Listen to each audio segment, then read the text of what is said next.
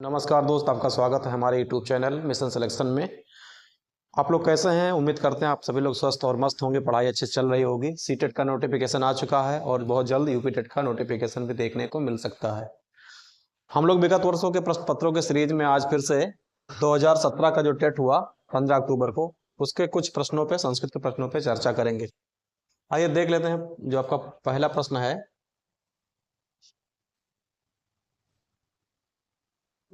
इसमें है प्रस्तुत गद्यखंड के आधार पर प्रश्न संख्या 61 से 63 तक सभी प्रश्नों के सही उत्तर देना है। तो इसमें 61 नंबर क्वेश्चन को हम लोग देखेंगे। इसमें लिखा है शिव पदस अन्यार्थः का। तो शिव पद है, उसका अन्यार्थ अर्थ क्या है? तो इसमें पैराग्राफ में देखेंगे शिव पदस अन्यार्थ श्रृंगाला। ये क्या है? श्रृंगाला। अब हम लोग ऑप्शन में देखेंगे श्रृंगाला कहाँ पे है।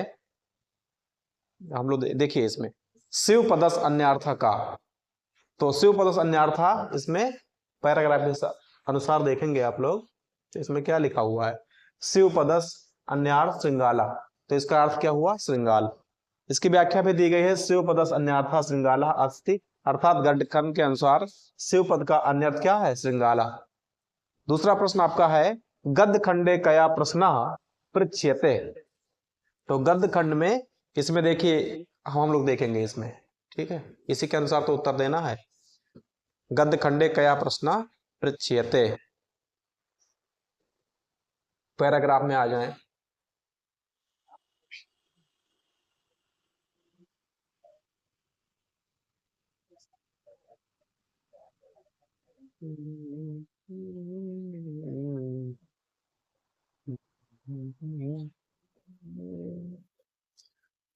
तो इसमें है गद्य खंडे कया, किसने प्रश्न किया है?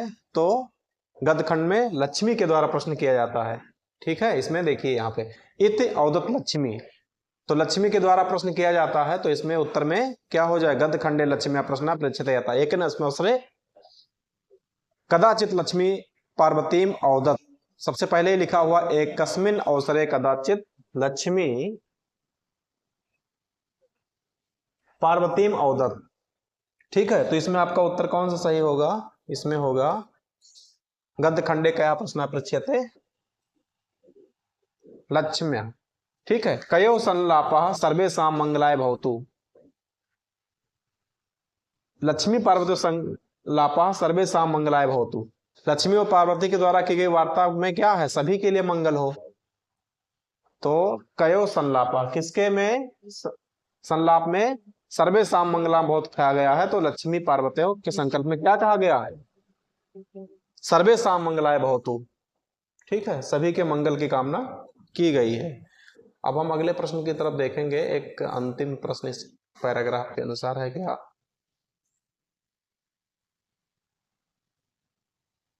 नहीं, बस 3 ही था, उधर हो गए। अब हम लोग देखेंगे इसमें है संप्रेषण का क्या अर्थ है? संप्रेषण का मतलब क्या है? संप्रेषण का अर्थ पूछा है। संप्रेषण मतलब कम्युनिकेशन, बातचीत करना, ज्ञानेंद्रियों को क्रियाशील करना। क्या संप्रेषण के द्वारा ज्ञानेंद्रिय क्रियाशील होती हैं? बिल्कुल होती हैं।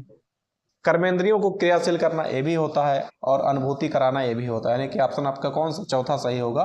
उपयुक्त सभी होंगे। संप्रेषण का कार्य ज्ञानेंद्रिय कर्मेंद्रिय क्रिया को क्रियाशील करना तथा अनुभूति कराना सभी विशेष कार्य हैं, अर्थात विकल्प डी क्या है? सही है। और है शिशु मोदकाय रोदती, बच्चा मोदक के लिए रोता है। तो इसमें क्या होगा? शिशु लड्डू के लिए रो रहा है। तो इसमें पूछा है ऑप्शन में स्पृशिप्त का, तादर्थे चतुर्थी वाच्य का, रुच्यार्था नाम प्रियमाणा, हित योगे काचा। तो इसमें कहीं स्पृ धातु की तो बात है नहीं, रुच्यार्था नाम यह भी नहीं है, हित योगे काचा चा का ये भी नहीं है, तादर्थे चतुर्थी वाच्य, तादर्थे चतुर्थी वाच्य का मतलब है के लिए। तो बालक किसके लिए रो रहा है? शिशु मोदकाय, लड्डू के लिए रो रहा है ना। तो इसमें शिशु मोदकाय रोदती, बच्चा लड्डू के लिए रोता है, यह वाक्य तादर्थे चतुर्थी वाच्य का उदाहरण है, जिसका मतलब है किसी के लिए, ठीक है। जैसे आनंद ज्ञानाय पर, आनंद ज्ञान के लिए प्रयत्न करता है, ठीक है। तो के लिए के अर्थ में क्या आ जाएगा? बालक किसके लिए रोता है? लड्डू के लिए रोता है। तो तादर्थ, ये चतुर्थी वाच्य इसमें होगा।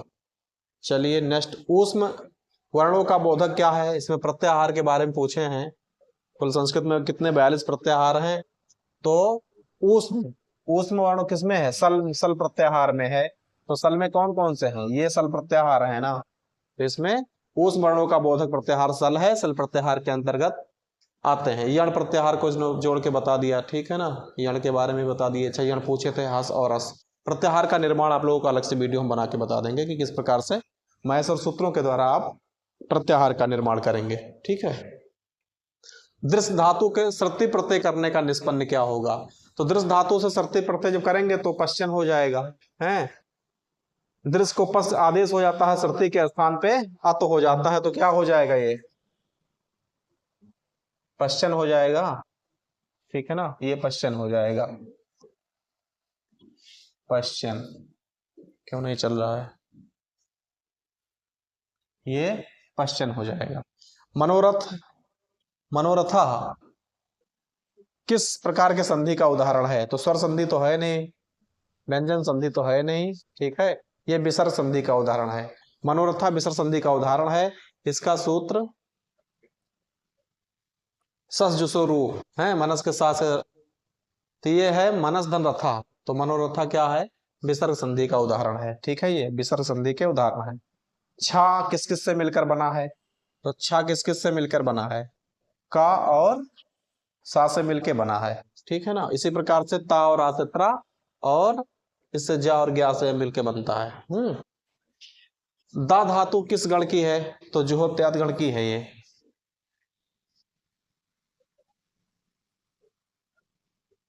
आगे और देखें अगले प्रश्न की तरफ, ये 71 नंबर क्वेश्चन। मैं बाजार जाता हूं का संस्कृत में कर्मवाच्य अनुवाद पूछे हैं। वाच्य कितने प्रकार के हैं? 3 प्रकार के। तो मैं बाजार जाता हूं का क्या हो जाएगा? मैं बाजार जाता हूं, है, मैं बाजार जाता हूं, तो इसका संस्कृत देखेंगे तो अहम आपणम गच्छामि हो जाएगा। लेकिन ये तो उत्तर होगा नहीं, क्योंकि इन्होंने पूछा है क्रमवाच्य, इसका क्रमवाच्य बनाना है। तो मैं आपणम गम्यते हो जाएगा, ठीक है। मेरे द्वारा बाजार जाया जाता है। उपोसति में संधि है। उपोसति में किस प्रकार की संधि है? पर रूप है। उपसति में संधि पर रूप है। नयके में संधि पूछा है। नयके में कौन सी संधि है?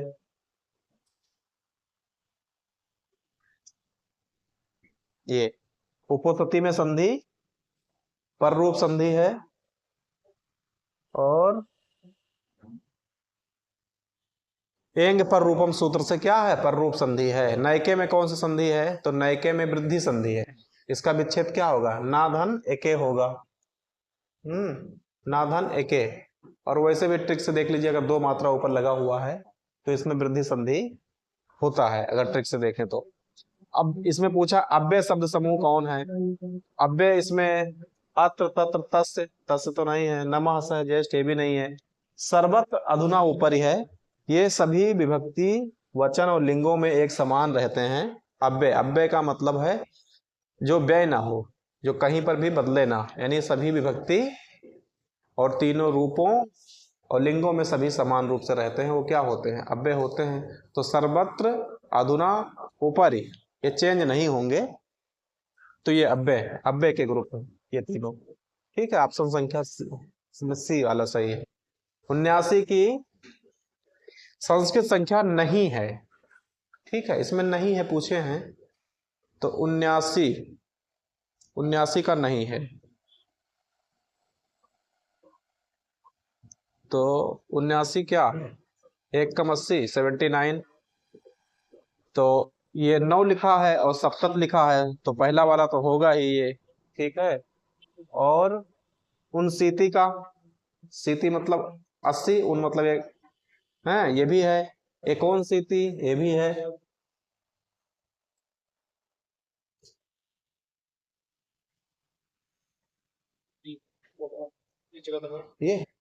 ये ललकना।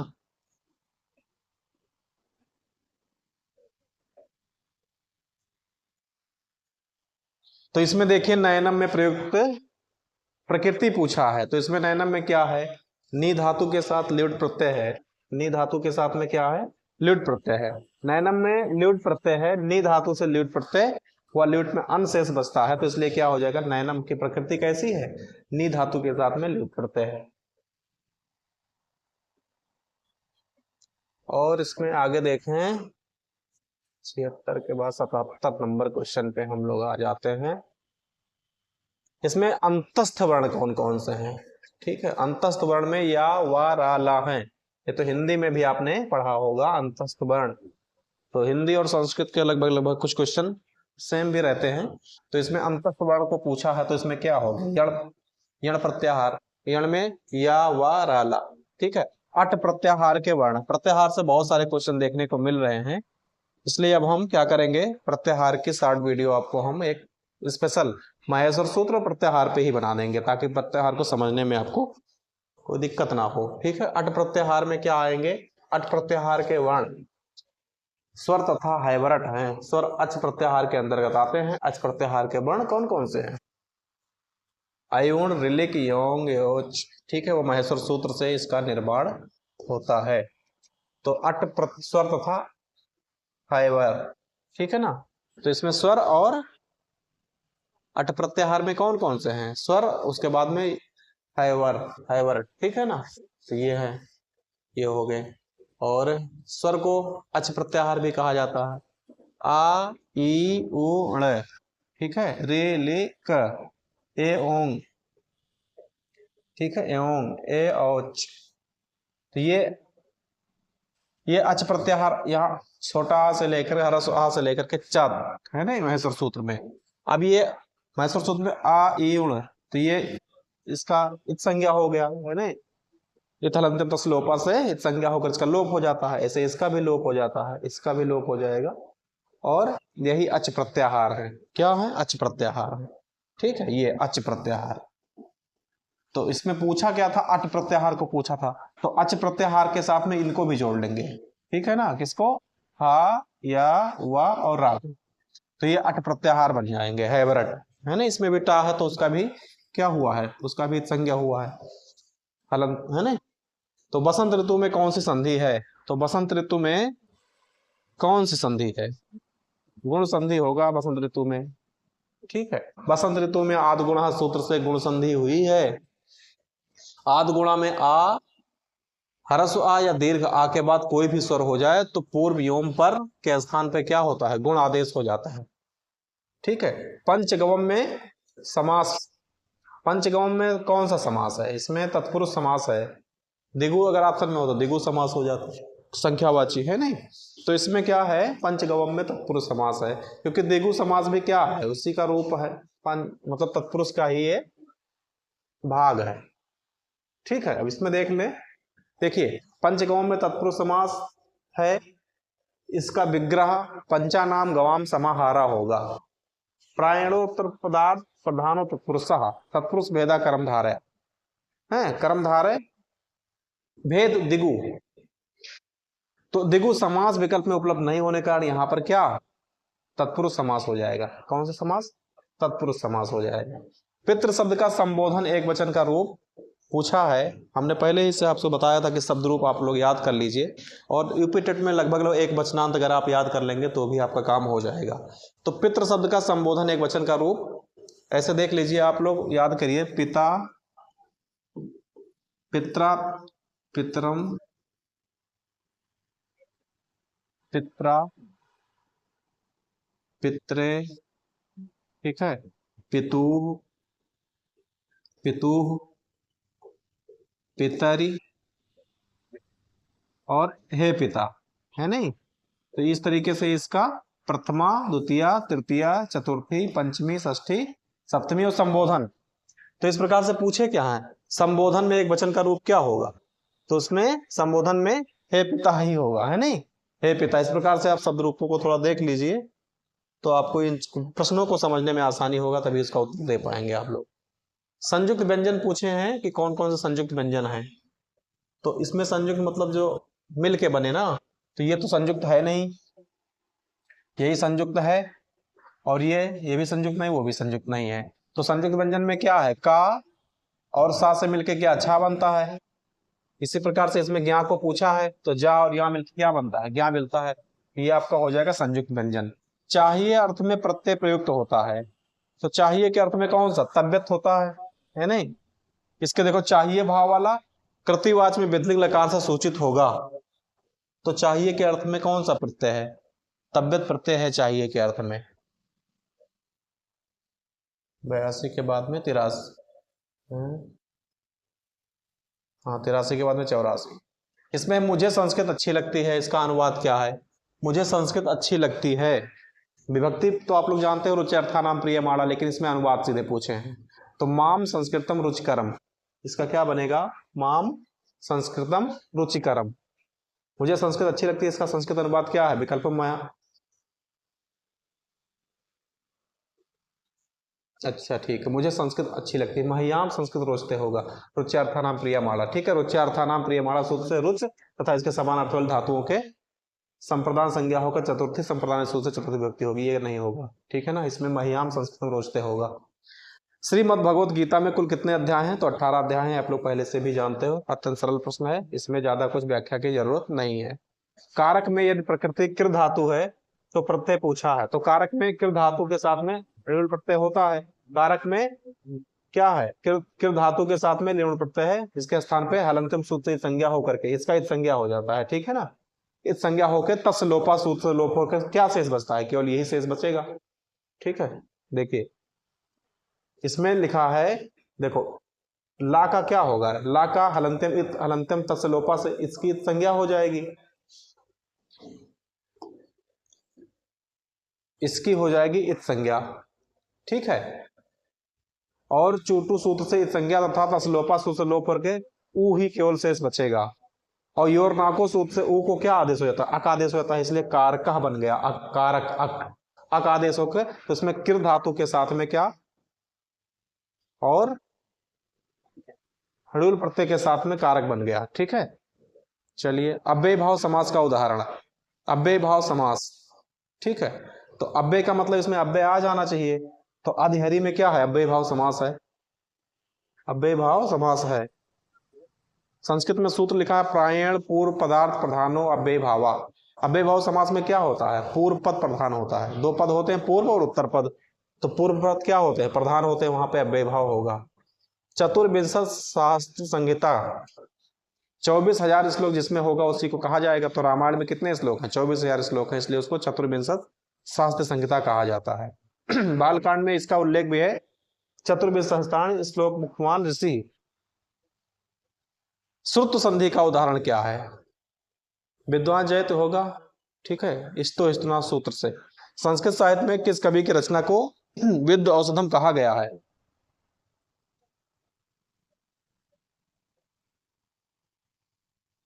ये अंतिम प्रश्न था आपका। संस्कृत साहित्य में श्री हर्ष को क्या कहा गया है?